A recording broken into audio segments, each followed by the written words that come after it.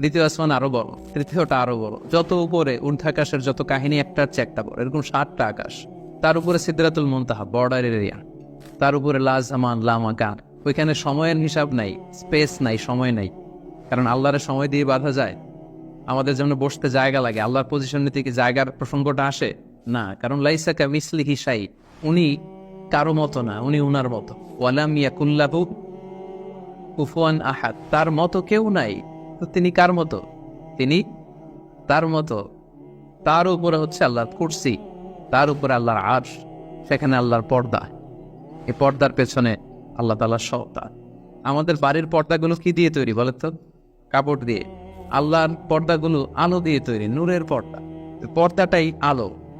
এজন্য সাহাবারা জিজ্ঞেস করেছিলেন, ইয়া রাসূলুল্লাহ হাল রাআইতা রাব্বাক, আপনি কি মেরাজের রাতে আপনার রবকে দেখেছিলেন? রাসূল সাল্লাল্লাহু আলাইহি ওয়াসাল্লাম বলেছিলেন, নূরুন আন্না আরাহু, উনি তো নূর, আলোর পর্দা, চোখ ঝলসে যাওয়ার মতো অবস্থা, আমি কিভাবে দেখবো? তার মানে সরাসরি দেখেননি। আল্লাহ তাআলার সাথে সিক্রেট মিটিং হয়েছিল, কনভারসেশন হয়েছিল, কথাবার্তা হয়েছিল।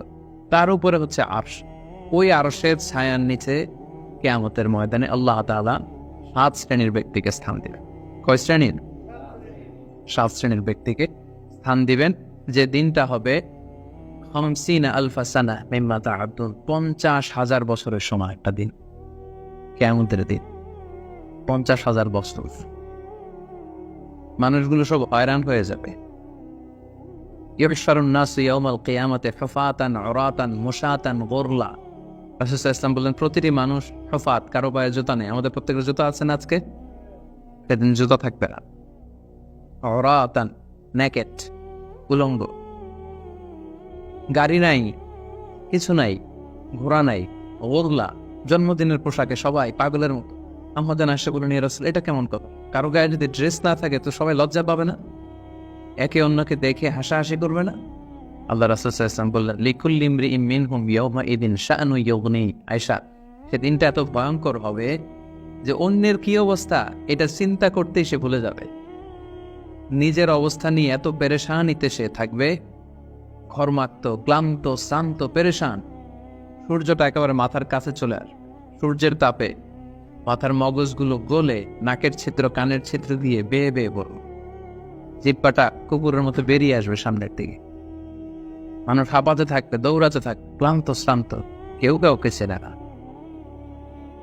ইয়াউমা ইয়াফিরুল মারউ মিন আখিহি ওয়া উম্মিহি ওয়া আবিহি ওয়া সাহিবাতিহি ওয়া বানিহি। ভাই ভাইকে চিনবে না, পরিচয় দিবে না। মা ছেলেকে দেখে পরিচয় দিবে না, বন্ধু বন্ধুকে দেখে পরিচয় দিবে না। সবাই ইয়া নাফসি ইয়া নাফসি। ওই ভয়ঙ্কর দিনে আল্লাহ তাআলা 7 শ্রেণীর লোককে তার আরশের নিচে ছায়া দিবেন। আমরা কি চাই না যে আমরা ওই 7 শ্রেণীর অন্তর্ভুক্ত হই? আমরা আল্লাহ তাআলার কাছে কামনা করি আমরাও যেন সেই 7 শ্রেণীর অন্তর্ভুক্ত হয়ে সে ভয়ঙ্কর দিনে আল্লাহ তাআলার আরশের নিচে ছায়া পেতে পারি। আরো জোরে আমরা সবাই পড়ি আমিন। ওই 7 শ্রেণীর ব্যক্তিদের মধ্যে প্রথম শ্রেণী হচ্ছে ইমামুন আদিল, ন্যায়পরায়ণ শাসক, the just ruler, the just king. যেই বাদশাহ, যে শাসক, যে কিং তার প্রজাদের প্রতি ন্যায়পরায়ণ ভাবে বিচার করে, ইকুয়ালি ট্রিট করে সবাইকে, কারোর উপর জুলুম করে না। কারণ আল্লাহ তাআলা জুলুম পছন্দ করেন না। আল্লাহ কি কারোর উপর জুলুম করেন? কিয়ামতের দিনের বিচারে তিনি কারোর উপর জুলুম করবেন? আল্লাহ তাআলা বলেন, ইন্নী হারামতু যুলমা আলা নাফসি, আমি আমার উপর জুলুমকে হারাম করেছি, ফালা তাযালামু, তাই তোমরাও তোমাদের উপর জুলুম করো না, খবরদার।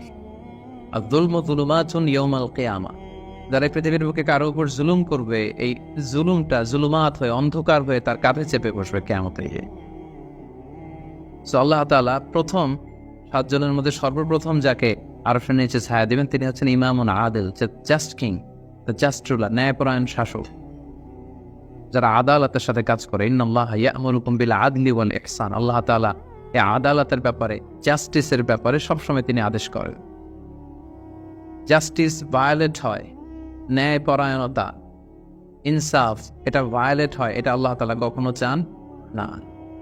যারা বিচার করার সময় ন্যায় বিচার করে, উভয় পক্ষের কথা শুনে, যারা রায় দেওয়ার সময় ন্যায়সঙ্গতভাবে রায় দেয়, যারা জনগণের ট্রিট করার সময় সঠিকভাবে ট্রিট করে, সেই ধরনের রাজা যারা, সেই ধরনের কিং যারা, রুলার যারা, তারা সেখানে স্থান পাবে।